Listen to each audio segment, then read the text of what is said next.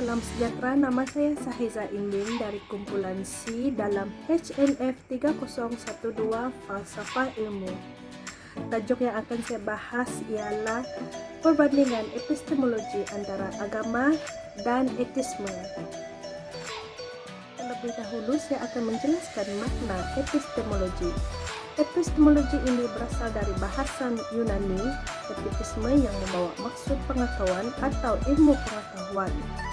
Manakala logos ialah ilmu atau teori, jadi dapat saya simpulkan definisi epistemologi membawa maksud cabang falsafah yang membincangkan tentang hakikat ilmu, sumber ilmu, asal mula ilmu, ilmu sebagai proses, batas, sifat, metode, dan kesahihan ilmu. Menurut Justinus Sudarminta, epistemologi bermaksud mengkaji dan mencoba mencari ciri-ciri umum dan hakiki dari pengetahuan manusia seperti mengkaji andai-andaian dan syarat-syarat logik yang mendasari ilmu pengetahuan. Selain itu, menurut Musa Asy'ari, epistemologi adalah cabang falsafah yang membicarakan mengenai hakikat ilmu, dan ilmu sebagai proses adalah usaha yang sistematik dan metodik untuk menemukan prinsip kebenaran yang terdapat pada suatu objek kajian ilmu. Dalam topik utama epistemologi ini ialah antara agama dan etisme. Di sini saya akan menjelaskan tentang agama. Agama ialah kepercayaan kepada Tuhan atau sesuatu kuasa yang gaib dan sakti seperti dewa. Manakala etisme bukan satu agama tetapi merupakan satu bentuk kepercayaan yang menafikan kewujudan Tuhan. Dalam hujah saya ini, agama adalah penting kepada setiap manusia bagi membina berakhlak mulia. Agama mengajarkan manusia tentang nilai-nilai moral sebagai hasil pemikiran manusia untuk berfikir yang baik dan buruk. Kepercayaan kepada Tuhan. Jika membahas tentang kepercayaan, saya sendiri percaya wujudnya Tuhan dan menganuti agama Kristian. Sudah pasti Tuhan ialah Maha Pencipta yang telah mencipta segala isi bumi seperti haiwan, laut, langit, dan alam semesta. Seperti dalam kitab Katolik dalam Kejadian 1 ayat 1 mengatakan Allah menciptakan langit dan bumi serta isinya. Manakala dalam Islam terdapat 99 nama Allah di mana nama-nama Allah yang agung dan mulia itu merupakan suatu kesatuan yang menyatu dalam kebesaran dan kehebatan Allah sebagai pencipta dan pemelihara alam semesta beserta segala isinya. Dalam etisme pula, kewujudan Tuhan tidak memenuhi kriteria sebagai satu kewujudan. Golongan ini mengatakan bahawa Tuhan tidak mempunyai jasad dan dapat diterima oleh deria manusia dan tidak dapat dikesan oleh mesin-mesin. Perasaan manusia mengenai kewujudan Tuhan dianggap khayalan semata-mata. Masalah kesengsaraan di atas bumi. Golongan ini yakin bahawa Tuhan bukan berkuasa mutlak dan sifat baik itu tidak wujud. Hal ini kerana mereka lebih melihat adanya kejahatan dan kesengsaraan di dunia ini. Persoalan yang mereka miliki ialah sekiranya Tuhan yang berkuasa mutlak dan bersifat baik wujud, mengapakah ia mengizinkan kejahatan dan kesengsaraan ini terus berlaku? Masalah logikal. Dalam zaman pasca modernisme ini, golongan etisme tidak percaya wujudnya Tuhan. Akibat pemikiran rasionalisme yang berlebihan, pendekatan empirialis yaitu saintifik menjadi tunjang untuk epistemologi golongan etisme. Ilmu yang ditanggapi secara akliah yaitu akal dianggap tunggal serta hakiki.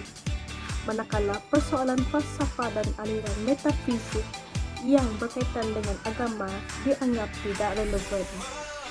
Teori penipuan sendiri yang bermaksud teori pragmatisme.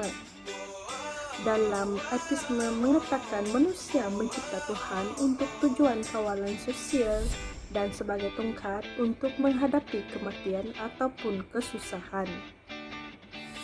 ketidaksinambungan akibat wujudnya beribu-ribu agama di dunia ini dan mempunyai berbagai imej Tuhan tersendiri serta bercanggah dengan antara satu sama yang lain. Maka mentaliti mereka mengatakan jika wujudnya satu Tuhan yang maha adil dan maha mengetahui, keadaan ini tidak akan berlaku. Saya akan menjelaskan perbandingan antara agama dan etisme. Dalam aspek agama, agama adalah memberi pandangan dunia kepada budaya manusia. Hal ini kerana agama sentiasa memberi penerangan mengenai dunia dan sebagai satu keseluruhan dan juga kedudukan manusia di dalam dunia. Agama juga sebagai panduan dan menjadi satu institusi kepercayaan yang berkait dengan aspek ketuhanan. Sebagai contoh, agama Islam menerangkan kepada umatnya bahawa dunia adalah ciptaan Allah dan setiap manusia harus mentaati Allah. Menjawab berbagai soalan yang tidak mampu dijawab oleh manusia. Terkadang manusia yang percaya kepada konsep metafizik namun menimbulkan banyak persoalan oleh akal manusia itu sendiri. Contohnya soalan kehidupan selepas mati, matlamat hidup, soal nasib dan sebagainya. Agama menjadi panduan dan kawalan manusia. Setiap agama menyaran kepada arah kebaikan. Dalam ajaran agama itu sendiri sebenarnya telah menggariskan kod etika yang wajib dilakukan oleh penganutnya. Dapat kita lihat konsep Islam mengekalkan kepentingan akidah, syariah, dan akhlak sebagai asas yang fundamental kepada pembangunan manusia yang menjadi keutamaan. Selain itu, dari segi teknologi dan sains, agama tidak menolak perubahan dan kemajuan. Menurut Majlis Agama Islam Selangor dalam Jurnal Pasca Modernisme dan Kelangsungan Islam, menyatakan Islam tidak mengambil sikap menentang kemajuan sains dan teknologi kerana dianggap selamanya adalah sesebuah alat. Aspek bidang sains dan teknologi, nilai kegunaannya menjadi satu matlamat.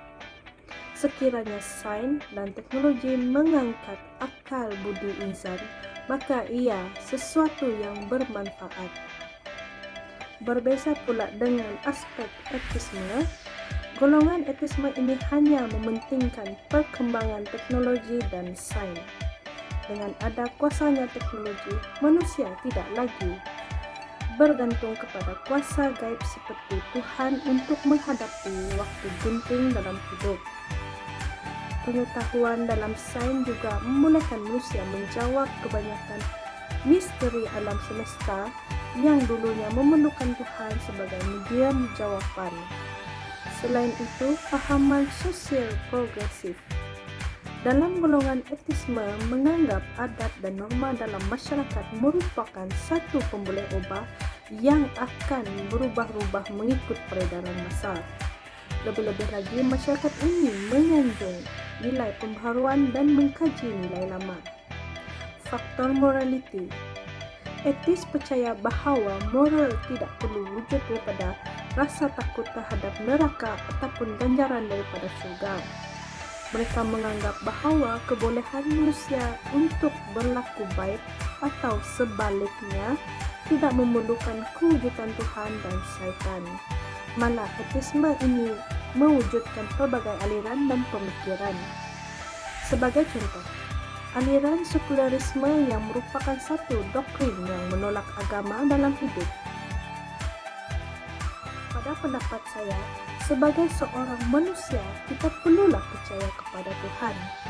Dengan percayanya kepada Tuhan, pembentukan tamadun manusia ke arah lebih baik. Menurut Syekh Mahmud Syartut, menyatakan bahawa agama adalah ketetapan-ketetapan ilahi yang diwahyukan kepada nabinya untuk menjadi pedoman hidup manusia. Agama juga memberi panduan kepada umat manusia supaya masyarakat kita sentiasa hidup dalam harmoni dan sejahtera. Jika kita tidak mempunyai kepercayaan dan beragama, maka hidup manusia itu akan huru-hara. Dapat kita lihat bahawa pembangunan manusia kini kian runtuh. sehingga menyebabkan berlakunya jenayah seperti merompak, membunuh, rasuah, dan sebagainya. Hal ini disebabkan perbuatan manusia itu sendiri tidak mengikuti dan tidak bersandar kepada ajaran agama. Selain itu, kita perlulah sentiasa mencari kebenaran berpandukan agama, kerana agama mampu menjawab persoalan-persoalan dari akal manusia. Saya sebagai rakyat Malaysia juga perlu menghayati dan berpegang teguh kepada rukun negara yang pertama, iaitu kepercayaan kepada Tuhan. Maka inilah bukti bahawa negara kita menekankan bahawa agar sebagai rakyat Malaysia perlu percaya kepada Tuhan yang menjadi acuan masyarakat kita menjurus ke arah hidup aman dan damai. Maka berakhirlah pembahasan saya. Sekian, terima kasih.